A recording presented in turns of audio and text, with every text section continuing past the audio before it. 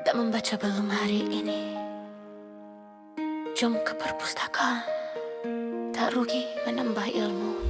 Burung terbang di awan biru singgah Okey, Assalamualaikum warahmatullahi wabarakatuh. Salam sejahtera. Selamat datang ke podcast Labun Pustaka. Bersama saya Haziq dan juga Panggil saya Abang Z. Abang Z ah. Bukan Cik ah. Abang Z ah. Formal sangat tu. Oh, okey. Kalau ikutkan hari ini merupakan episod keempat kami.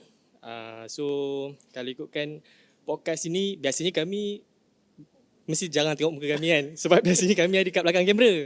Kita set up podcast tu. Tapi disebabkan ada sedikit problem, kita kekurangan tenaga kerja hari ni. So kami lah set up. Hari ni kami lah juga jadi host. Itu yang berkicap sikit hari ni. Attire pun tak apa proper sangat kan. So inilah attire orang yang belakang kamera. Ada orang tu janji dengan saya pakai t-shirt je. Sekali datang dengan jaket sekali. Wah. Untuk keselamatan. Sebab kita nampak tak proper ni kan. So kita pakailah jaket kan. Maksudnya nanti yang kena balon seorang lah. Tak. Kita kerja dua. Okey. Saya tumpah tadah ke telinga kan. Kalau kena. InsyaAllah tak kena. Tak siapa tengok kot podcast kita. Jangan macam tu. Jangan macam tu. Tolonglah kalau ada 5-10 orang okey lah untuk kita orang kan. Support kita orang baru lagi. Podcast ni sebenarnya dibawakan khas oleh Perbadanan Pustakaan Awam Negeri Perak. Encik Zakaria. Dan kalau ikutkan podcast ni antara podcast yang dianjurkan oleh perpustakaan, di mana podcast ni kita memfokuskan kepada isu-isu semasa tak? Isu semasa, betul.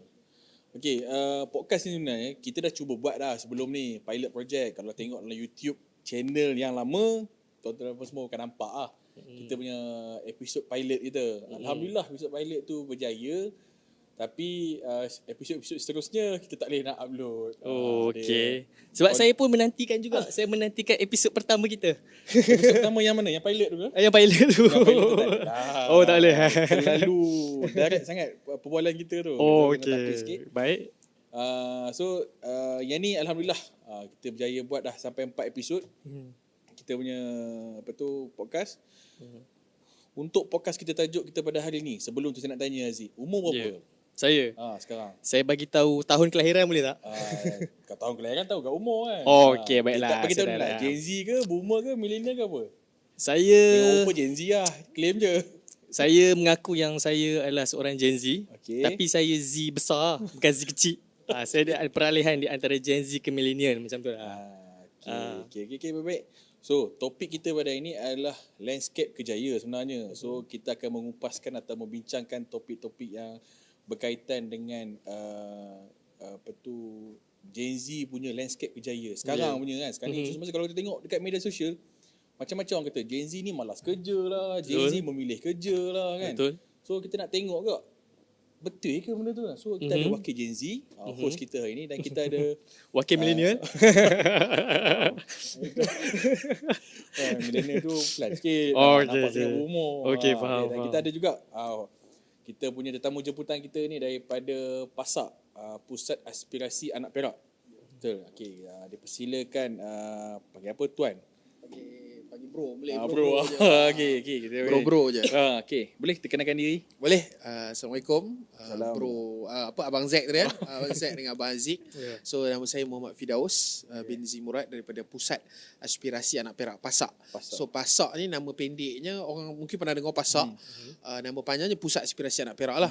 Cuma kalau kita cari dekat Instagram, PASAK Perak dia tak keluar kami. Dia kena cari Perak PASAK. Kalau cari PASAK Perak tadi, dia keluar Persatuan Silat. Kami pula kami pula pakai baju selalu warna hitam. Sama. Orang ingat rupa silat, tapi bukanlah. So kalau nak cari kami kat Instagram, kena cari Perak PASAK. Perak PASAK. Okey. Itulah. baik. Ada media sosial Instagram saja. Itu Instagram. Yang lain semua cari je Pusat Aspirasi Anak Perak. Pusat Aspirasi. Ya, ataupun PASAK Perak tu selalunya akan jumpa lah. Okey, bro.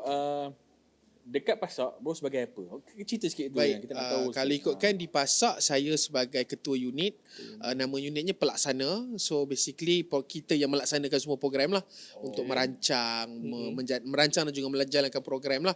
So event-event, apa saja event yang Pasak buat, kamilah yang merancang dan melaksananya. Dari segi kemahnya, dari segi dewan, dari segi pengisian, semua benda lah. Dan juga saya sendiri punya fokus adalah program-program berbentuk pendidikan. So lebih pergi ke banyak ke sekolah, pergi ke institusi, buat kursus-kursus pendek untuk masyarakat. Tapi yang soft skill lah. So kalau dia yang berkaitan dengan TVET, sebab Pasak juga dikenali sebagai sekretariat untuk Majlis TVET Negeri Perak di bawah MB. So yang TVET, daerah MB. Majlis TVET tu dipengerusikan oleh MB, Menteri Besar Perak. So kami ni Pasak sekretariat Majlis TVET lah. So yang TVET tu dia ada person in charge yang lain lah. So saya lebih kepada kursus-kursus soft skill dan juga program-program pendidikan di sekolah. Muka muda, so banyak ke sekolah-sekolah lah. Okay. So besar lah juga ni skop Pasak ni kan. Selalu kita tengok Pasak ni yang dekat bangunan yang dekat apa ke nama Mana? Dekat mana Pak? Maybank Ampang. Ya, betul. Ampang. Maybank tu tapi kawasan tu Maybank Ampang. Maybank Ampang. Bangunan tu lah kan. Seberang sekolah SMK Seri Ampang rasanya. Seri Ampang. Betul lah. Kira skop Pasak adalah menganjurkan program untuk komuniti. Adakah fokusnya anak muda saja? Fokusnya ada 3 kalau saya share kan. So yang pertamanya adalah kerjaya. So macam mana kita buat apa sekalipun, fokusnya adalah kerjaya, di mana kita menjadi jambatan orang tengah di antara masyarakat yang nak cari peluang pekerjaan dan juga industri lah yang nak cari pekerja. So kami membantu orang mendapatkan peluang pekerjaan. Yang keduanya adalah TVET tadi, kemahiran. So kita banyak buat program khusus TVET lah. Khusus pasang paip, welding, elektrik, motor, buat kek, masak, macam-macam lah. Apa saja khusus yang kita terfikir berkaitan kemahiran tu, kita ada buat insyaAllah. Semua buat dekat bangunan Pasak? Tak, itu kita buat di seluruh negeri Perak. Oh, Itu kita ikut tempat lah. Betul. Kita bekerjasama dengan semua penyedia latihan ataupun institusi latihan kemahiran seluruh Perak lah, tak kira swasta atau kerajaan. Yang ketiganya fokusnya adalah soft skill. So soft skill ni kita pergi ke universiti, kita pergi ke college, sekolah. Kita nak main fokusnya adalah untuk mengurangkan kadar pengangguran. Tapi kita banyaknya kita membantu demo macam universiti, college ni kita bagi skill, kita bagi dia persediaan untuk dia melangkah ke alam kerja. So kalau untuk budak sekolah, kita nak bagi tahu sebenarnya kalau kamu tak minat belajar, tak minat nak jadi lawyer, nak jadi doktor, nak jadi engineer, nak jadi cikgu, ada bina kemahiran sebenarnya yang dia boleh masuk. So menjawab soalan tadi, adakah untuk orang muda saja? Jawapannya tak. Ada juga dia seawal sekolah menengah lah. Seawal sekolah menengah tadi, form 1, form 2, sampailah yang tua, kita juga ada program khas untuk warga emas. So orang tua pun boleh join program Pasak. Sebab yelah, nama pun Pasak lah. Betul. Pusat aspirasi anak Perak. Saya warga emas pun anak Perak juga. Betul juga. Rupa orang tu saya sebenarnya, saya jujur lah, saya sangat berterima kasih dengan Pasak. Sebab Kenapa tu? Kenapa tu? Sebab disebabkan Pasak lah saya berada di sini. Maksudnya? Maksudnya saya mohon kerja melalui Pasak lah. Oh, ya. Saya ikut Pasak. Untuk pemberdayaan perpustakaan? Ya, betul. Okey. Sebab saya mula masuk itu, nak beritahu ke dulu saya sebelum saya masuk menjadi staf Badan Persatuan Negeri Perak, saya mengakulah bahawa ketika itu saya berada di fasa keterdesakan untuk mencari kerja. So menggunakan Pasak sebagai Windows. Ya, saya gunakan Pasak untuk Windows dan time tu saya cubalah kan. Sebab mula tu saya Cuba macam nak apply kerja Pasak ke? Cuba. tak, memang kat situ dah bagi tahu dah. Iklan Untuk Negeri Perak kan. Ya, sebab betul Perbadanan Sukan Awam Perak ada menggunakan Pasak punya platform, tersilap saya, untuk iklankan kerja kosong. Dan saya Pasak ada bangunkan Satu aplikasi. Ya, betul kan? Ya, betul, Aplikasi betul. namanya Talent Perak. So kalau ada orang penonton podcast Labun apa tadi? Labun Pustaka yang nak cari kerja, yang nak kursus percuma, boleh download apps Talent Perak tu. Boleh cari dekat Google Play Store ataupun Apple App Store. So bila dekat sana boleh carilah kursus-kursus yang ditawarkan dan juga kerja kosong lah macam Abah Haziq tadi. So yang Abah Haziq tu masuk tahun? Saya masuk tahun 2023. 2023. Saya pula tanya soalan. Tak apa. Okey, apa tu? Disebabkan Haziq pun dia baru start kerja 2023. Dan dia pun Gen Z lah kan. Saya nak tanya sikit lah. tentang apa stigma masyarakat ataupun memang betul. Mesti Haziq, kawan-kawan Haziq mestilah Gen Z juga ke berkawan dengan orang-orang boomer? Kalau boomer tu waktu saya bekerja dengan perbadanan baru saya berkawan dengan boomer. Sorry. Maksudnya baru nak rapat dengan boomer lah sebab kalau ikutkan sebelum ni kebanyakannya circle saya, lingkungan saya kebanyakannya Gen Z dan millennial. Okey. Kebanyakannya millennial lah. Gen So, Z tu. Gen Z dengan millennial kan. So memang betul kawan-kawan Haziq ni memang minat kejayanya cenderung kejayanya memilih ekonomi gig. Kalau ikutkan, kalau saya tengok golongan saya lah, saya tak tahu sebab golongan saya pun macam saya cakap, saya antara peralihan di antara Gen Z ke millennial. So mungkin dia tengah-tengah. Kalau ikutkan golongan saya ni banyak seperti generasi millennial. Maksudnya kita orang bermula daripada kerja, maksudnya macam kerja kilang dan sebelum dapat kerja yang lebih stable, kita orang akan ke gig ekonomi lah. Tapi itu orang kata sementara sajalah. Tapi kita tak adalah, macam golongan saya tak adalah meletakkan satu macam kita better kerja gig ekonomi lah. Sebab gig ekonomi orang kata lagi income lagi banyak ke apa kan. Tak adalah. Maksudnya itu hanya sekadar pekerjaan sementara sebelum kita dapat kerja yang lebih stable dan lebih ni lah. Lebih selamat lah. Lebih selamat lah. Kan? Okey, sebelum tu saya rasa penonton mungkin ada yang first time dengar perkataan gig ekonomi tu. Saya nak kupaskan perkataan gig ekonomi tu pun saya pun baca-baca kat media sosial dia. Betul. Kita tanya kita punya panel kita hari ni. Okey. Apa itu gig ekonomi sebenarnya? Okey bang, kalau ikutkan sebagai abang tu lah. Boleh. So kalau ikutkan mana asalnya gig ekonomi itu saya tak tahu lah mana perkataan gig tu datang. Cumanya secara kesimpulannya, secara mudahnya, gig ekonomi ni adalah contohnya kerja-kerja sebagai rider, kerja-kerja affiliate, kerja-kerja affiliate pun termasuk lagi gig ekonomi. So mereka-mereka yang bekerja dengan jadual dia sendiri, dengan masa dia sendiri, dengan dia tak ada majikan yang memantau dia lah. So mungkin kenapa saya rasa Gen Z suka sebab dia tak terikat. So rasa dia nak kerja, dia kerja. Dia rasa dia nak rehat, dia rehat lah. So itu sikit pasal gig ekonomi tadi lah. Yelah, Gen Z kan selalu apa? Healing. Dia kena healing. Depa orang cakap geng-geng healing ni. Depa sikit-sikit nak healing, sikit-sikit nak healing. Tak boleh marah-marah. Selalu Orang kata ni, orang kata work life balance. Work life balance. Tapi kalau dekat work life balance, nak claim lah Okey. Saya yang millennial ni pun nak kata work life balance ke? Dia macam mana kita menyusun jadual kerja kita tu sendiri ya. Kalau dah habis kerja, balik spend time dengan family. Cewa sembang kalau pergi tengok ni marah. Kat rumah pun buka laptop juga.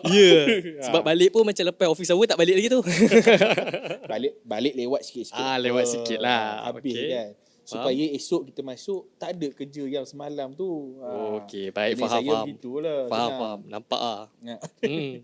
Nampak tu macam dalam sangat bunyi tu. Yalah betul lah, nampak lah kan. Hasil lah sekarang.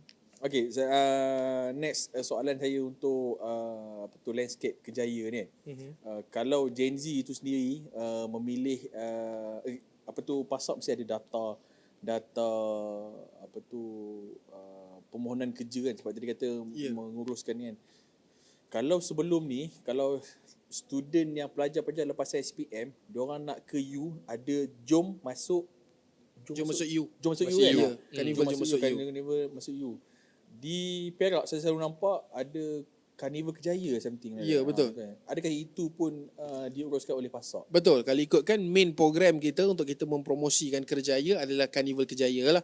Yang mana kita namakan sebagai Jelajah Kerjaya Perak Sejahtera. So dia selarilah dengan aspirasi kerajaan negeri Perak Sejahtera 2030 tu. So selalunya kita akan buat Carnival Kerjaya ataupun Jelajah Kerjaya ni, kita akan pergi ke daerah-daerah sebab kita tak boleh fokus dekat Ipoh saja. Sebab banyak kerja dan memang banyak kat Ipoh. So nanti peluang tu dia tertumpu kepada Ipoh saja. So kita pergi ke daerah-daerah lain, kita buat jelajah kerjaya di sana. Kita bawa juga company-company besar daripada Ipoh, daripada daerah yang besar lah, Taiping, Manjung dan sebagainya. Juga kita bawa peluang-peluang daripada daerah tu sendiri. Contoh macam yang kecil-kecil lah, contoh boleh sebut lah nama company. Boleh. Boleh. Kita minta sponsor. 7-Eleven. Company kecil-kecil, company yang ada cawangan banyak, ataupun company-company startup yang baru nak mula kan. So kita bawa peluang pekerjaan tu ke masyarakat supaya walaupun dia orang tak sambung belajar, contohnya sebab sambung belajar ni dia sebenarnya bukanlah tak sambung tu tak bagus. Kadang-kadang mungkin nenek dia sakit, dia kena jaga nenek dia. So masing-masing dia ada masalah masing-masing kan. So kita still bantu semua orang. Kalau dia tak masuk U tak apa, kita offer kerja. So kerja tu pula bukanlah semata-mata kerja yang untuk asal ada kerja saja. So ada kerja-kerja yang kita find out, kerja-kerja tu dia ada perkembangan kerjaya. So maksudnya mungkin dia bermula dengan operator tapi dia boleh naik slow-slow lah. Ada company yang bagi khusus dan sebagainya. Macam contoh ada company yang ni saya tak sebut nama, nanti orang suruh sponsor pula. So ya ada company kita masuk sebagai macam general worker lah. Masuk ini F&B punya company, dia masuk kerja. Company tu sendiri bagi khusus. Dia hantar pekerja dia yang level bawah ni pergi belajar sambil bekerja, dapat gaji, dapat belajar, sampailah pelajar dia ada sijil kemahiran Malaysia dalam certain bidang. Tapi dia tak adalah, dia ikatlah sekejap kontrak yang setahun 2 tahun. So bila dia dah ada sijil SKM ataupun contoh dia ada diploma, semasa bekerja tu yang free tu, dia dapat gaji lagi bekerja. So bila dia dah ada kelulusan lebih tinggi, gaji dia bertambah lah. Dan dia juga boleh lompat kerja ke company lain dan sebagainya. Selepas habis kontrak. Betul. Betul. So selalunya kita akan mempromosikan jawatan-jawatan yang sebegitulah. Dan kalau tak pun ada juga company macam contoh company dekat kami pernah bawa budak sekolah pergi lawatan, company dekat Cemor, kawasan perindustrian Cemor. Dia Cemor. Ada satu company dia buat wiring untuk kereta BMW, Audi, Mercedes. Dia buat wiring saja. Power Cemor. Kita tak tahu pun kilang tu ada dekat Perak ni. Dia memang buat wiring saja. Daripada wire yang hujung lampu depan tu keseluruhan sampailah wire yang menyambungkan lampu belakang tu. So satu kereta punya wire. Company tu pada masa tu saya pergi gaji basic Malaysia 1,500. So bila 1,500 saya tanya gaji untuk lepas SPM berapa? Dia kata campur OT semua, tak ada OT. Basic dengan ada allowance sikit boleh cecah 2,000. Padahal gaji basic 1,500. Company tu tak ada OT. Agak-agak kerja berapa hari bang? Kalau gaji Robi tu? 6 hari. 6 hari. Ya. Jawapannya 5 hari setengah. 5 hari setengah. 5 hari setengah. Dia tak ada OT, kerja office hour. Tapi dia start awal lah, dia start 7.30 sampai pukul 5.30. Isnin sampailah hari Khamis. Hari Jumaat tu, lepas main Jumaat balik. Tapi dia bukan company milik Malaysia ke, milik orang Islam ke, bukan. Dia company luar negara yang buka kat Malaysia. Tapi habis main Jumaat balik. Separuh hari je. Sabtu Ahad cuti bang. Gaji lepas SPM 2,000. Dah lah Jumaat separuh hari ke? Ya. Satu hari cuti pula. Saya kena fikirkan balik. Jangan. Tak. Okay. Sorry bos. So kalau ada peluang-peluang yang sebegitu, ada juga company-company lain yang gaji minimum Malaysia sekarang 1,700, 1,800, dia bagi 1,900 dan sebagainya. So kami banyak mempromosikan company-company yang sebegitulah supaya menyediakan peluang yang lebih baik kepada masyarakat lah. Okay. Kalau boleh lah saya nak tanya kan. Kalau ikutkan sekarang ni kita tahu dengan aspirasi kerajaan lebih memfokuskan ke arah TVET kan sepatutnya kan. Kalau contoh pasal ada apa-apa statistik kan. Adakah sekarang ni TVET disambut baik oleh golongan muda? Baik bang, kalau ikutkan bang, kami ada banyak kerjasama. Selain daripada Carnival TVET tadi, kita ada buatkan sebenarnya daripada Carnival Kerjaya, kita ada buat Carnival TVET di peringkat daerah-daerah lah. So namanya adalah Jelajah AIM TVET Cikgu Sarani. Dengan MB lah. Nama MB so tu. AIM tu adalah AIM. A tu adalah aspiration, I tu innovation, M tu mastery. So itu Carnival, itu tema Jelajah TVET tu lah. So bila kita kerjasama dengan JPN ukur keberkesanan TVET tu melalui berapa ramai budak sekolah menengah yang masuk ke dalam aliran TVET masa kat sekolah tu. Sebab kat sekolah ada yang MPV, PVMA dan sebagainya, ada pecah-pecahan tu lah. MPV. MPV. Kalau Bukan sekolah kereta, saya bukan dulu kereta. ada MPV. Bukan kereta MPV. MPV mata pelajaran vocational. Nanti orang ingat kereta pula. Dia ada mata pelajaran vocational. Contoh saya dulu sekolah kat Batu Gajah, dia ada satu memang subjek welding. Sekolah saya ada subjek welding. Ni sekolah ni sekolah dulu panggil sekolah teknik Tak juga. Kalau sekolah teknik tu sekarang kita panggil sekolah vocational. College vocational. Ini sekolah biasa. SMK biasa. Kadang-kadang ada certain aliran tu ke? Dia ada aliran tu. Aliran tu. Dan benda tu subjek SPM. Macam adik saya dia ambil welding, dia memang ada SPM subjek dia welding. Dia dapat A contohnya. Maksudnya nanti- sekolah tu dia ada bengkel welding Betul. lah. Okey. Dia ada bengkel Itu semua. baru lagi ataupun dah dulu? Dah lama dah. Waktu saya sekolah dah ada dah. Kenapa gue tak tahu? Cuma ada certain sekolah yang ada lah. Takkanlah sekarang baru ada. Saya pun lagi muda. Mestilah sebelum ni pun dah ada. Itu waktu saya sekolah dah memang ada dah. So dia orang JPN tadi dia ukur keberkesanan tu melalui ramai tak orang masuk ke TVET. Dan saban tahun dia semakin ramai. Maksudnya budak yang daripada tingkatan 1 sampai tingkatan 3 ni bila masuk tingkatan 4 dia orang boleh pilih kelas tu yang nak masuk ke dalam bidang TVET tu ramai. Dan juga nak masuk ke abang cakap tadi sekolah teknik tu ataupun college vocational pun semakin ramai. Sampai satu tahap KV bagi tahu dia orang kena buat tapisan melalui temu duga. So nak masuk tu kena ada interview pula. Padahal terlalu baru form ramai 3 lah, nak masuk kan? form 4. Ya. Dan di peringkat institusi pula, itu di peringkat sekolah. Di peringkat institusi pula kita tak ada data spesifik lah berapa ramai orang yang masuk. Berapa adakah peningkatan ataupun tidak. Cuma yang masuk anak Perak sahaja dia tak adalah ramai mana. Di Perak ni kalau ikutkan institusi yang di Perak lebih kurang 3,800 anak Perak belajar di dalam institusi TVET di negeri Perak. Itu kita minta data daripada Kementerian Pengajian Tinggi. Saya sendiri lah zaman sekolah dulu selalu cikgu akan tanya awal tahun ke hujung tahun, saya tak ingat lah. Cikgu akan tanya cita-cita nak jadi apa besar nanti. Kita betul. pun tulis askar, cikgu lah, polis lah, bomber lah. Tu tahun ni. Tahun tu lah. Depan jadi lain pula. Ajar lain. Itu normal. Dia berubah-ubah mengikut informasi yang terkini kita dapat kan. Pengaruh-pengaruh kan. Jadi doktor lah, apalah. Dan juga mak ayah. Bukan nak salahkan mak ayah. Okay. Mungkin zaman tu tak ada media sosial macam sekarang kan.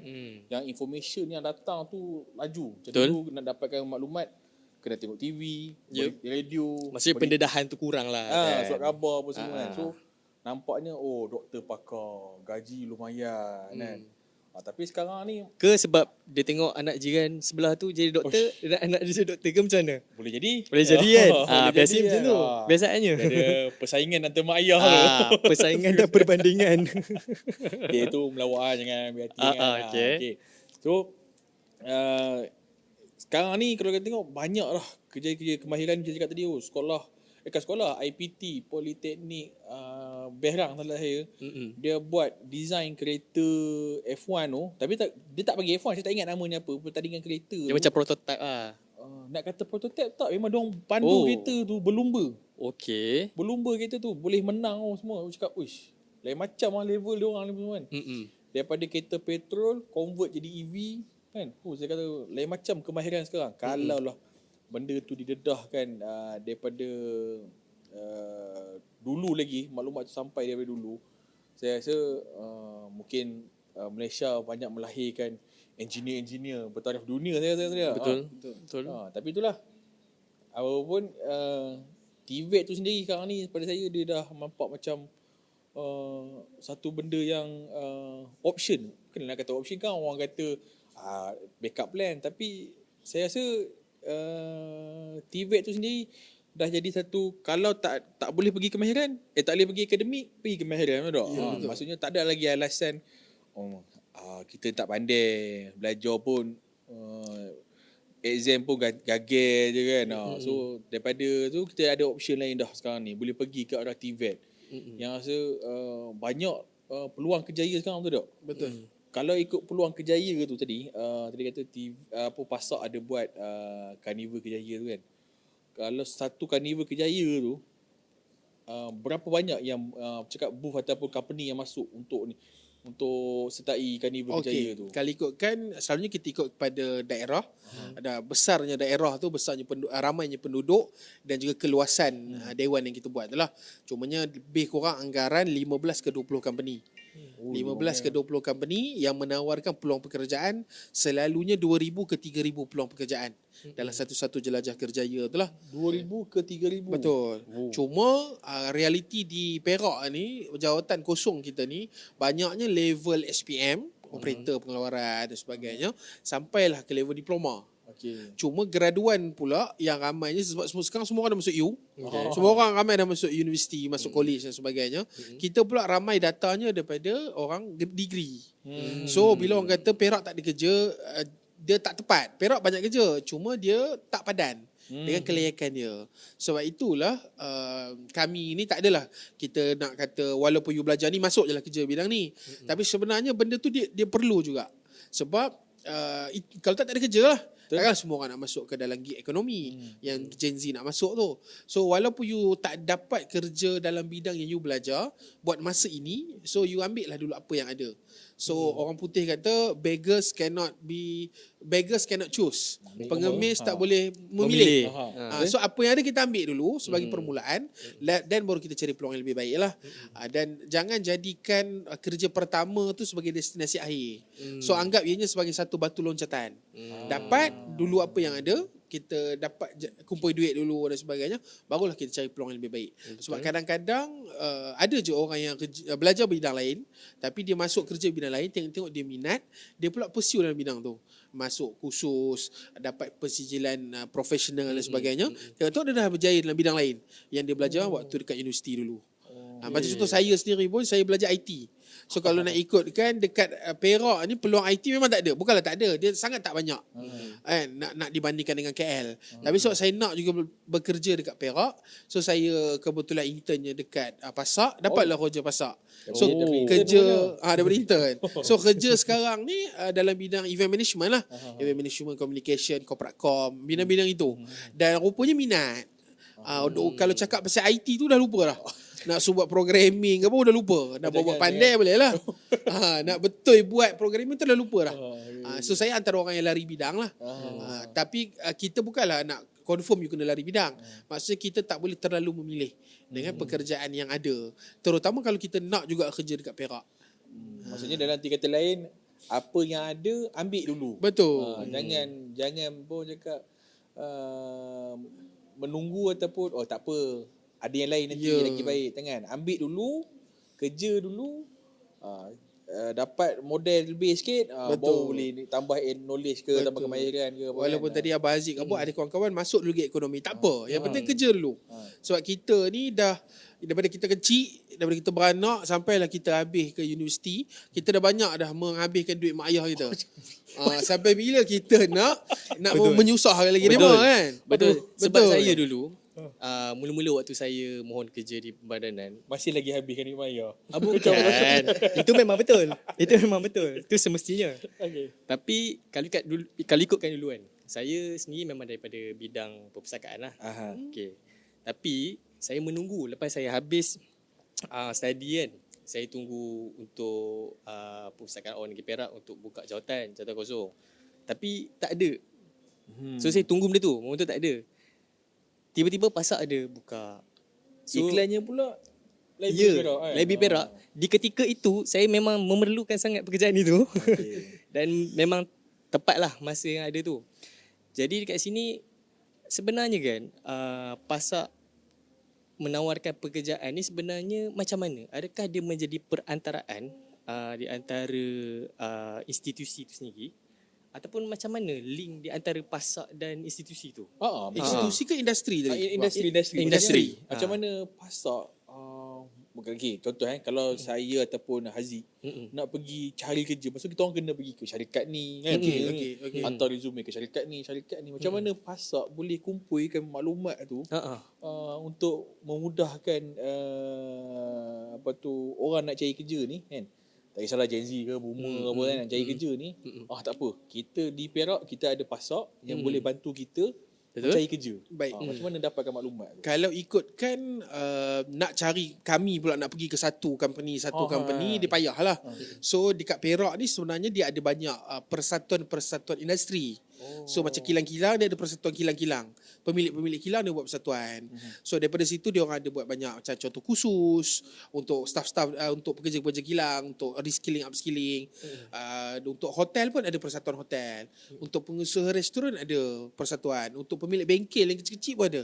Ada persatuan pemilik bengkel Bumi Putra dan sebagainya lah contoh. So banyaknya kita bekerjasama dengan persatuan-persatuan ini. So dia orang yang akan tanya ahli dia orang ada tak peluang kerja kosong. So daripada situlah kami akan contact satu-satulah HR company. Kami pula offer dia orang yang kita akan mempromosikan you guys punya vacancy dengan percuma. Sebab kita bawa state government, kita tak kenakan sebarang cas. Kalau you pergi dekat platform yang swasta berbayar, mana-mana platform lah. So yang itu you kena ada, you kena bayar lah. Dan mungkin kandidat tu pun dia masuk, mungkin dia kenakan cas dan sebagainya. Ataupun job apa, Melalui agent. agensi, Melalui agent kan. pekerjaan pun ada cas. So kami free. Free dah lah, free kalau kami promosi kan. Kami juga akan apa, kalau contoh kita buat poster, kami yang buat poster untuk you guys. Contoh macam Abang Z dengan Abang Haziq ada company, ada kerja kosong. So saya akan offer jawatan kosong apa, isi je maklumat tu, berapa gaji dan sebagainya. Kami akan buatkan poster, kami akan post kat social media. Dah lah kami post. Kami pula setkan interview. Okay, you nak interview bila? Esok. Contoh minggu depan lah, minggu depan. Kami pula pergi call seorang-seorang yang related dengan kelayakan tu. So Maksudnya- bila kita call, datang tu interview. Maksudnya pasak dia bukanlah memudahkan orang mencari kerja. Masalah memudahkan majikan yang Betul. industri yang nak hire pekerja ni. Betul. Dan betul. kalau yang saya sebut contoh proses tu tadi, kita ada satu program nama dia program Moh Kroja. Nama Perak lah, Moh Kroja. So Moh Kroja ni memang kita buat 2 minggu sekali ataupun 3 minggu sekali, memang kita buat open interview. Kadang-kadang company, satu company, kadang-kadang 2 company. Baru je lepas ni, minggu ini rasanya, kita buat interview, open interview dekat Casuarina. So Casuarina nak pakai orang, tak tahulah mungkin dia orang nak apa untuk puasa ni, banyak nak pakai orang untuk buffet raya, puasa dan sebagainya. So nak pakai orang, so kami yang buka interview di Casuarina, kami akan call seorang-seorang follow up untuk datang interview. Okey. Dan kami promo lagi. Kami masukkan dalam live Facebook, TikTok dan sebagainya. Jom masuk ke ada open interview dekat Casuarina. So itulah cara kita jadi orang tengah kepada masyarakat. Maksudnya dia tak kisah kerja apa, part time ke apa semua. Tak ada. kisah. Pelbagai industri dan part-time- jawatan lah. Kalau ada part time tu bagi tahu lah kami. Yang itu kena tengok dekat dalam apps Talent Perak lah. Dia sebab Memerlukan ke? ramai sangat orang Memerlukan kamu. part time ke? Atau tidak. Disebabkan Thailand ke apa? Jangan- Oh tak, jangan tak boleh masuk. mention bini Oh, dia. okey. Tak apa. okey. Kadang-kadang ada apa orang ni dia selain daripada kerja full time dia memerlukan extra money. Oh, Mungkin kadang-kadang ada orang masalah ke. Bak kata ni lah Jin Samsudin lah. Kadang-kadang orang kaya pun sesak juga. orang kaya pun sesak. Jin Samsudin apa? Samsudin. Sorry. Kamu kena tahu. Ah, Apa lagi? Tebel besar periuk nasi apa tebel kerak apa lagi? oh itu saya tak tahu. Oh, tu ada Gen Z tak sampai lagi. tak Pepatah tu sampai. Gen Z Lagi tak sampai. besar perut, lagi apa? Tebel kerak. Tebel kerak rasanya. Oh, okey. okey, faham. Sebab tu juga part time ni kadang-kadang part time ni dia bukan nak selalu. Dia nak mungkin bulan tu dia sesak, kereta dia accident ke. Oh, okey. Tiba-tiba ada jemputan ke mana-mana. Oh, faham. Dia perlukan extra money tu lah. Ke negara seberang ke? Bukan? InsyaAllah. Oh, insyaAllah. Okey. Okay. Baik. Seterusnya Aziz, soalan. Kalau ada apa-apa petai Tibet. Sebenarnya kan kalau ikutkan macam sebelum ni, macam generasi saya kan, TVET ni, kalau macam saya memandang TVET tu adalah satu tempat yang sebenarnya sangat hebat lah. Sebab kalau ikutkan Bukan optional bukan optional. Oh, Sebab kebanyakan kawan saya Risau kena kecam bukan. Sebab kebanyakan kawan saya yang beraliran TVET lebih maju dan lebih berjaya daripada saya sekarang. Gajinya lagi lumayan lah. Lagi lumayan. Dan kerjaya diorang ada di antara diorang tu yang lebih muda daripada saya. Okay. Tapi diorang lebih berjaya lah. Sebab dulu kalau ikutkan ada satu stigma ni mengatakan kalau kita berada di dalam industri TVET atau aliran TVET ni kan, bukan kita cari kerja yang cari kita. Betul? Saya setuju yang tu. Benda tu. Aha. So adakah kalau ikutkan, adakah PASAK pun ada menawarkan apa-apa orang kata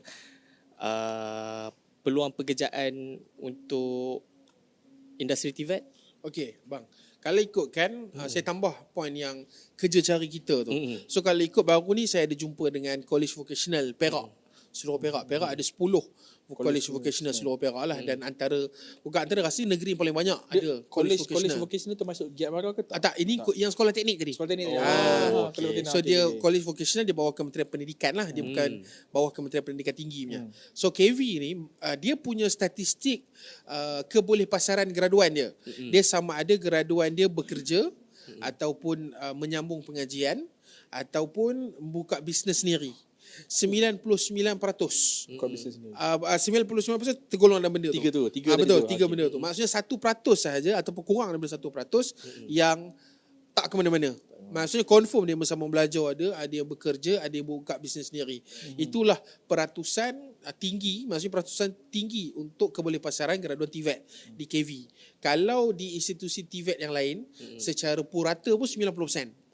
Tapi kalau kita yang lepasan universiti ni, bukanlah nak menghina lepasan universiti. Saya pun lepasan universiti. Betul. So lepas universiti yang biasa ni, kadar kebolehpasaran dia mungkin, saya tak pastilah berapa, tapi tak silap saya pernah baca mungkin 70%. Itu yang bekerja. So yang lain tu menganggur, masuk ke ekonomi dan sebagainya. Maksudnya masuk TVET ni insya-Allah kerja mesti ada punya. Mesti mencari. Mesti kerja cari kita. Ya, dan juga insya-Allah kerja dalam bidang sama. Sebab janganlah orang belajar repair pipe dia kerja pula welding. Selalunya dia kerja repair pipe dia jadi tukang pipe lah. Kan? Dia memang kerja bidang dia. Belajar buat kek kerja kedai kek. Selalunya macam tu lah. So apa tadi soalannya udah lupa banyak benda ni. Kerja bidang TVET. Okey, kerja bidang TVET kalau ikutkan dalam karnival kerjaya kita memang ada selain daripada jawatan-jawatan pengurusan, admin lah, HR, finance, semua akan ada jawatan-jawatan technician, memerlukan boilerman, memerlukan chasman dan sebagainya dalam bidang-bidang TVET lah. Yang itu sebenarnya susah nak cari. Dan macam contoh baru ni di Bagan Datuk akan ada pelaburan nak masuk daripada Petronas. Petronas nak masuk satu nak bina, saya tak ingat nak bina apa, tapi Petronas nak bina di Bagan Datuk. Bagan Datuk. So, Dekat kampung awak tu. Kalau dia nak bina situ, dia memerlukan lebih kurang 3,000 pekerja dalam bidang berkemahiran, pelbagai bidang. Ada yang logistiknya, ada yang weldingnya, ada yang elektrik dan sebagainya. Macam tengah So peluang tu fikirkan banyak sebenarnya. So bila peluang banyak, kami ialah pula nak struggle nak mencari pekerja-pekerja ataupun bakal-bakal graduan ni. Maksudnya kami dah start dah riki-riki daripada Giat Mara, daripada KV, daripada college community. Okay, you ada berapa welding? You ada berapa? Sebab nanti pelabur nak masuk ni. Maksudnya betul apa yang Abang Haziq kata, kerja dah menunggu dah. Tak payahlah dah habis ada sijil welding tu, mana aku nak kerja. Maksudnya kerja dah memang ada. Betul. Kerja dah memang ada. Dan selain daripada tu juga, tadi saya kata PASAK ni kita Sekretariat TVET Negeri Perak. Dalam MB umum bajet, banyak bajet TVET. Tak adalah kita nak banding dengan federal, sikit lah kita. Tapi untuk Perak, MB umum 7.7 juta. Untuk TVET, tak silap saya 7.7 juta. So 7.7 juta TVET punya bajet ni, kita ada pelbagai program latihan khusus TVET. Antaranya adalah TVET Modular Industri. So TVET Modular Industri ni khusus yang kita tawarkan, orang tu masuk khusus tu terus ada kerja. TVET tu tadi. So maksudnya contoh dia masuk untuk belajar masak, contoh culinary. So dia masuk belajar lah beberapa belas hari, habis dia dapat allowance, dia terus kerja di restoran, dia terus kerja di hotel contoh. Belajar buat kopi, barista, terus kerja sebagai barista. Belajar repair motor, terus kerja repair motor. Dan kenapa kursus dia pendek? Sebab belas-belas hari tadi, sebab dia bukan kursus yang dapat sijil daripada JPK, maksudnya sijil kemahiran Malaysia ke, sijil vocational ke, tak ada. Dia cuma sijil daripada kerajaan negeri dan juga industri itu sendiri. Dan mana kita dapat jumlah hari tu, itu kita dah confirmkan dengan persatuan-persatuan industri, dengan rakan-rakan industri kita. Okay, you nak contoh barista, berapa yang paling basic you boleh train dia berapa lama? Kami boleh train dia 10 hari. So kita buat khusus 10 hari. So masuk 10 hari, berapa puluh orang terus kerja. Sebab dia orang nak kerja yang cepat. Sebab kita kejar orang kata quick win zaman sekarang ni. Sebab industri nak sekarang pekerja tu, dia bukan nak lagi 2-3 tahun. So kami fokus yang sekarang ni, di samping mempersiapkan juga yang akan datang. Cuma yang akan datang ni tu yang belajar ke college community, Giat Mara, KV, politeknik dan sebagainya tu. So nak kata peluang dalam bidang TVET itu memang banyak. Cuma kita lah kebersediaan kita yang anak muda ni, contohnya dia dah ada degree, nak tak dia sambung belajar sikit TVET, lari bidang, tapi dia ada kerja lah, instead of dia menunggu saja. Dan juga kita nak meyakinkan pula parent, nak tak dia bagi anak dia masuk belajar dalam bidang kemahiran. Susah peranan itu yang payah sebenarnya. Adakah nak meyakinkan parent tadi tu, ataupun pandangan masyarakat ni salah satu cabaran, dan kenapa Gen Z tidak memilih TVET sangat? Dia tahu, aku belajar degree kot, takkan nak kerja pegang hammer lagi. Betul. Kan? Satu, sebab persepsi dia orang ingat TVET tu semata-mata kerja yang berat. Berat tu maksudnya kena pergi ke bengkel, kena masuk dalam Macam-macam lah ya, kerja-kerja TVET, kerja berat. Macam pertanian, kena tanam pokok dan sebagainya. Sedangkan sekarang dah ada smart farming. So banyak je bidang TVET, tapi sebenarnya dia tak adalah duduk goyang kaki pakai tie, tak adalah. Tapi dia still kena bekerja, tapi tak adalah berat macam zaman dulu. Kena cangkul daripada pagi sampai petang, tak ada. So dah ada banyak teknologi yang membantu TVET ni. Contoh ladang kelapa sawit. Dulu mungkin kita yang kena buat meracun dan baja sebagainya. Sekarang ada drone. Contohnya. Drone. So pasal apa ada buat khusus untuk bawa drone. Ajar petani-petani yang dekat daerah-daerah ni bawa drone pertanian macam mana nak bawa dan sebagainya. So benda-benda ni yang kami cuba ketengahkan kepada ibu bapa, kepada masyarakat, bahawa TVET ni dia first mendatangkan untung yang banyak ataupun gaji yang besar, dan keduanya kerjanya tidaklah seberat yang disangka. Betul. Of course ada yang berat lah macam pomen tu semua berat lah, tapi ada juga kerja TVET yang tak berat sangat. Yalah, maksudnya kalau compare stigma masyarakat yang kata kerja TVET ni berat kan. Mungkin itu dulu. Betul. Sekarang ni dengan peradaan teknologi, dengan pembaharuan kaedah dorang menyelesaikan kerja-kerja dorang tu, mungkin contoh dulu cara pakai cangkul, sekarang dah pakai backhoe. Betul. Kan. Lepas tu dulu kita membaja tadi kan, kata membaja dulu kena jalan kaki, kendong panggil apa? Pam baja, pam Pangacun. belakang kan. Pangacun. Orang panggil pangacun, tapi dalam tu boleh berbaja apa semua tu tak? Betul. Sekarang ni dah pakai drone. Senang. Dan disebabkan oleh kemajuan teknologi tu juga kan. Apa yang saya nampak perubahan di industri TVET atau industri berat kan. Kebaikannya sekarang ni kebaikannya pekerja-pekerja wanita pun dah banyak terlibat dengan industri. Kalau kita ikutkan sebelum ni, generasi sebelum ni kita tengok kebaikannya wanita dia lebih cenderung ke arah kerja-kerja pengurusan. Menjahit tu pun TVET. Menjahit tu pun TVET juga. Tapi kalau kita tengok kebaikannya, golongan wanita lebih ke arah pengurusan, office kan, lebih kerja-kerja yang lebih ringan. Tapi kalau tengok dekat, saya tak ingatlah media sosial.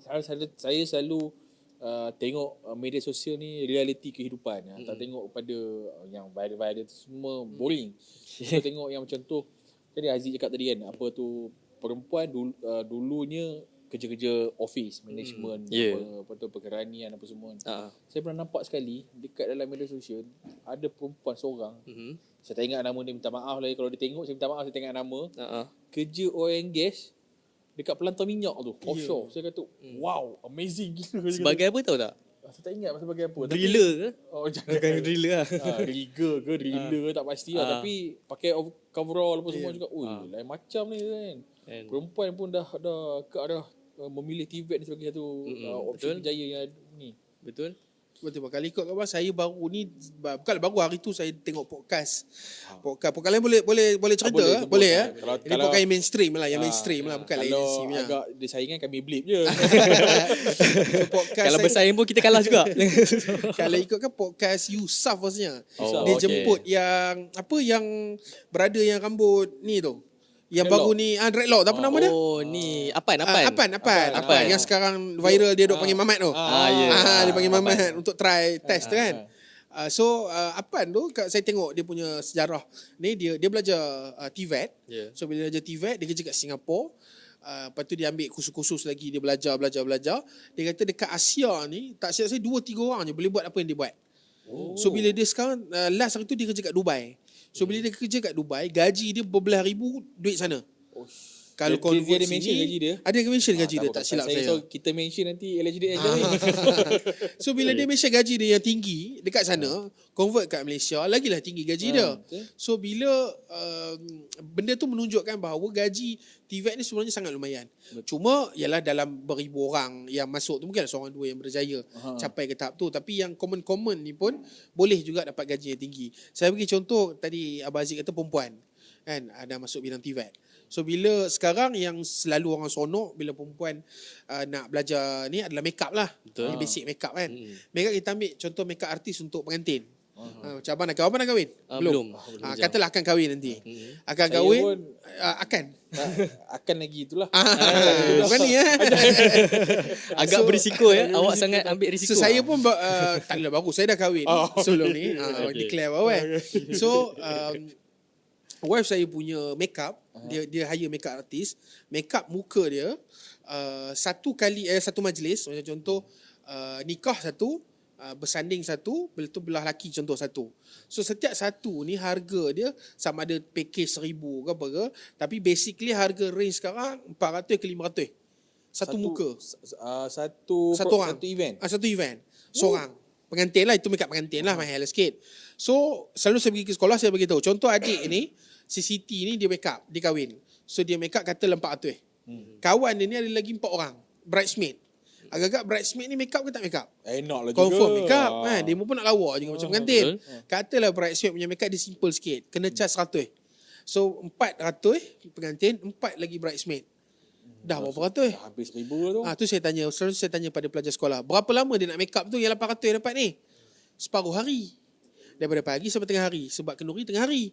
Takkan nak make up petang. Betul Betul? juga, Dan saya tanya lagi, Melayu sekarang, ini yang common lah Melayu lah. Melayu ada tak kahwin malam sekarang? Ada. So kalau malam pun dapat job lagi, Oh. sehari berapa ratus dia boleh dapat. Betul. Itu Sabtu, tak masuk Ahad lagi. Seminggu dalam weekend sahaja. Berapa dia boleh dapat? Itu baru belajar make up. Kalau dia ada juga. Dan maksudnya make up tu weekend. So kerja Isnin, Jumaat tu dia ada kerja hakiki dia. Sama juga menjahit, buat kek dan sebagainya. So setiap bidang-bidang ini dia adalah potensi untuk dia mendapatkan pendapatan lah. Macam contoh lelaki simple gunting rambut. Barber. So kalau barber, yang barber betul, kita pergi kat barber shop RM20 lah. Sebab kadang mama atau kedai India pun dah RM15 lah. Saya gunting kat Betul Gajah RM15 lah. Kedai India biasa kan. Betul gajah. Betul Pekan gajah. pun ada yang hentak sampai 30. So kalau barber 20 contoh. Katalah saya buka kat rumah. Saya ada basic, saya buka kat rumah. Saya buka kat rumah, katalah kedai gunting rambut biasa 15, saya buka 12. Agak-agak budak sekolah, opera orang biasa ni datang tak kat saya? Of course datang. Murah beberapa ringgit. Sehari dapat 2-3 kepala pun dah cukup dah. So gaji yang kita dapat kerja hakiki kita tu boleh simpan. Kita survive menggunakan gaji ataupun upah gunting rambut saja. So itulah hasrat MB, Menteri Besar Perak, nak dia punya visi untuk TVET adalah satu warga satu skill. So at least setiap orang ni ataupun setiap keluarga adalah seorang yang ada satu skill. Contoh abang boleh buat paip, ni boleh buat elektrik, saya boleh gunting rambut, yang ni boleh buat kek. At least. Abang ni kalau dekat office semua benda dia boleh buat. Semua boleh buat. Semua benda boleh buat. Multitasking. Dia banyak skill. Kata rezeki. Saya dekat office saya sebagai IT, buat Baik. IT, buat programming, buat sistem, buat semua. Tapi part time saya buat wiring. Tapi wiring kita follow orang lah. Tapi nak suruh pasang DB, pasang lampu, kipas tu boleh lah. Boleh lah. Basic-basic tu boleh lah. Basic tu boleh lah kalau dia So suruh. mencapai aspirasi lah. Saya mencapai aspirasi. menyokong TVET lah. Mencapai aspirasi tadi tu. Kalau Satu keluarga, satu orang. Satu warga, satu Satu skill. warga, satu skill lah. Okay, Saya dua skill. MB tengok saya. kalau boleh kan, berbalik kepada generasi Z atau Gen Z kan. Kalau kita tengok sekarang trend kebanyakan Gen Z lebih ke arah gig economy. Ya. So apakah usaha yang Pasak buat untuk menggalakkan golongan-golongan Gen Z ni yang terlibat dalam gig economy ni untuk menyertai kerjaya industri? Baik. Maksudnya tak kisahlah dari segi pengurusan ke, dari segi TVET ke kan, sebab Maksudnya kalau pengurusan tadi tu pengurusan nanti back kat lah. pengurusan TVET ataupun pengurusan di office, biasa kerja lah. biasa kan, okey, company okey. ni macam tu lah. Okay, kalau ikutkan kami tak adalah spesifik menarik gig ekonomi ni untuk keluar bekerja yang kata kerja normal harian ni lah. Cumanya banyaknya kita bagi salah satunya kita bermula di sekolah lah. So bila kita pergi ceramah ke sekolah-sekolah, kita bagi tahu you nak masuk gig ekonomi, nak jadi rider semua tak ada masalah. Tapi dia jangan jadikan sebagai satu kerja yang tetap. Bukan sebab Mindset apa? dia kita Kan rider buktikan. dengar marah pula. Bukan sebab rider dia sangat untung bila mana kita ada kita buat part time lah. Tapi bila kita nak jadikan dia kerja hakiki dari segi insurannya, dari segi kederatnya. Saya ada tengok satu video kat TikTok, dia kata bila kita jadi rider ataupun tak kisahlah apa company sekalipun, of course bila mula-mula job banyak masuk kita seronok. Bila kita seronok job banyak. Tapi katalah makin lama makin ramai orang jadi rider. So job akan jadi lagi kurang. Bila job jadi lagi kurang, dan kita punya kederat pun jadi lagi kurang, makin lama makin tua. So sampai bila kita mampu survive dalam kerjaya itu. Sedangkan kalau kita kerja mainstream biasa, contoh dia bermula dengan kerja biasa lah, katalah kedai stesen minyak contoh, dia mula Pump dekat attendant. luar, pump attendant, kita panggil pump attendant. Pump attendant. Pump attendant. Tolong isi tu Tolong lah. isi dan sebagainya. Dia kerja kat luar. Mungkin dalam 2 tahun dia dah boleh kerja kat dalam cashier. Oh, betul. Mungkin dah lama dia kerja kat office pula. So dia walaupun dia kerja biasa starting, tapi makin lama dia ada potensi untuk berkembang, gaji meningkat. Career growth pun panggil. Career growth, betul. So itu satu di peringkat sekolah. Yang keduanya kami juga ada buat podcast. Bersaing. Bersaing. Tapi kita collab ni. kita collab. Kita collab lah. Mungkin lepas ni Boleh. Pasak jemput kita. Boleh, insyaAllah. Okay, So baik. iaitu first episode kami jemput, dia panggil Alpha, jawatan tu Alpha dalam company Grab tak silap saya. So brother ni Alpha ni dia yang recruit orang untuk jadi Leader. Dia leader. Okay. So dia pula cerita pengalaman dia baik buruk dari rider ni. Kalau you nak jadi rider you kena ada apa. So mungkin kita tak boleh halang orang ikutlah dia nak jadi apa pun. Cuma kita nak bagi tahu kalau you jadi rider you ikutlah saluran yang betul. So kena ada mungkin ambil Perkeso punya scheme untuk coverage insurans. Kalau you accident ke apa kan ada coverage. Instead of you ikut suka je. So kita juga bagi ilmu-ilmu begitulah kepada masyarakat. Yelah, betul lah. Nak sertai gig ekonomi ni bukanlah satu kesalahan. Betul. Cuma mindset tu kena betul lah. Jangan sampai umur 60 pun masih lagi rider kan. Kalau dia nak jadi rider tapi umur 60, sekadar Sabtu Ahad, Isnin ke Jumaat dia ada sekretari tetap pun tak ada masalah. Pun boleh lagi kan. Ada juga orang hari tu saya pergi Melaka naik Grab, pakcik tu dia bawa pencen.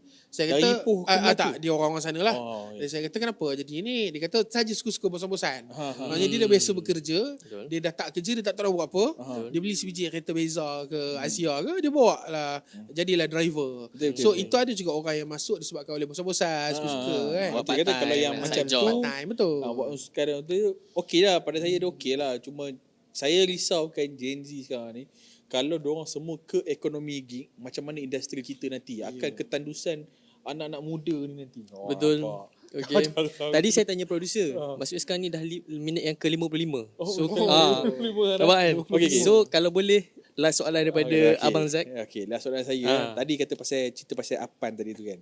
Dia kata dalam Asia ni ada 5 orang kan. 2 ke 3 orang. Dia skill yang dia ada tu. Yang skill yang dia ada tu kan. Dia kalau maksudnya 5 orang, 2 ke 3 orang tak ramai. Maksudnya anak-anak muda kita yang betul-betul berkebolehan macam Apan ni akan keluar negara, betul. So dia akan menjadikan kita punya negeri, negara kita ni semua akan jadi orang panggil brain drain. Brain drain kan. Macam mana kalau kita nak selesaikan masalah brain drain ni? Adakah kita perlu nak paksa industri buka job tu dekat tempat kita? Mungkin dia kata tak sesuai. Industri macam tu, industri oil and gas. Mana kat Perak dia nak tebuknya laut tu nak cari minyak kan. Tak ada. So macam mana nak selesaikan masalah brain drain ni? Okey tuan, kalau ikutkan masalah brain drain ni bukan sahaja orang Malaysia keluar negara. So masalah kita kat Perak ni, kita punya pemegang ataupun orang yang ambil SPM lebih kurang purata lah 28,000.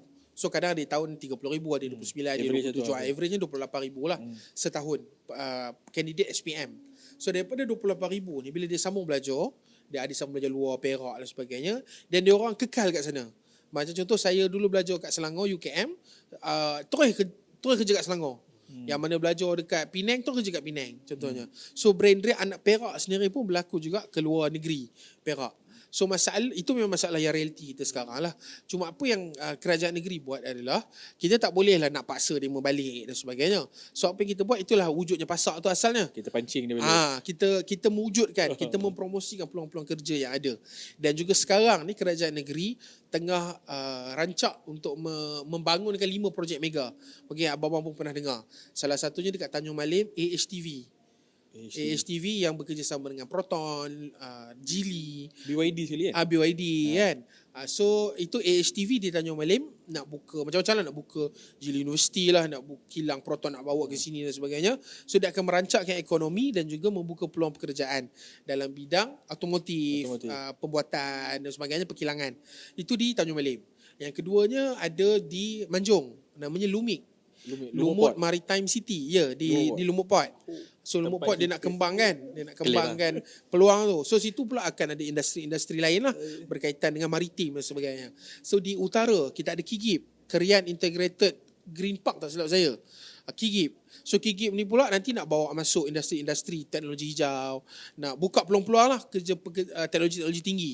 Di Kerian, di Ipoh ada satu namanya SVTP, Silver Valley High Tech Park tak silap saya.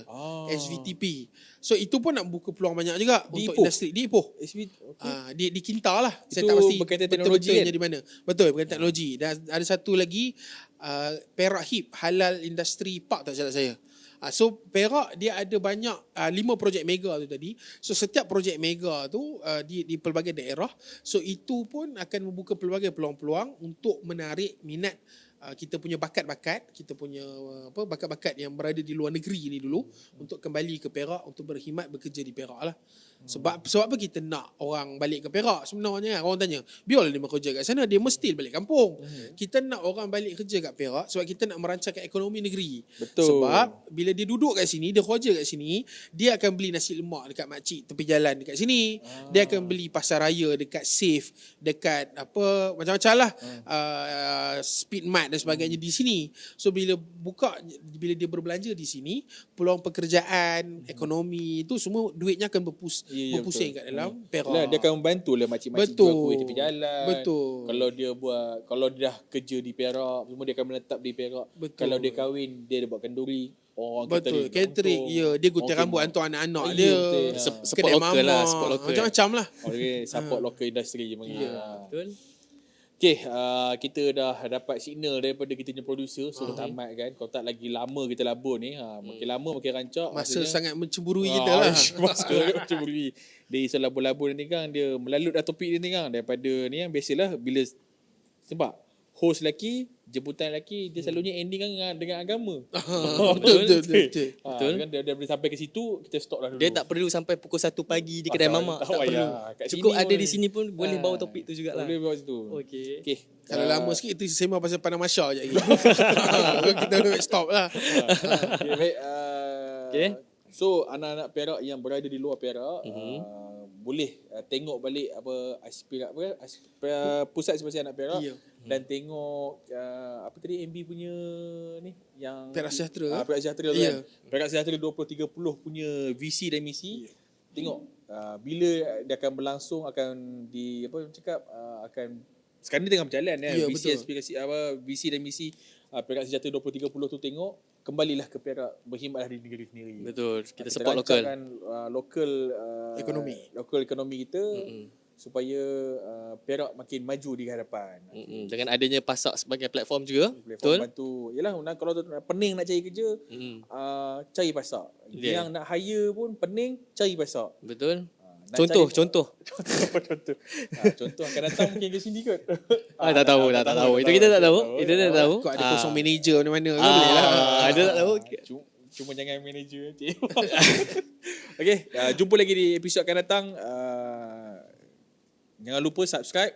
Apa lagi yang selalu orang cakap? Like, subscribe YouTube Pustakaan Awam Negeri Perak. Pustakaan Negeri Perak untuk dapatkan episod akan datang di Labun Pustaka. Ya, betul. Assalamualaikum. Sehingga berjumpa lagi.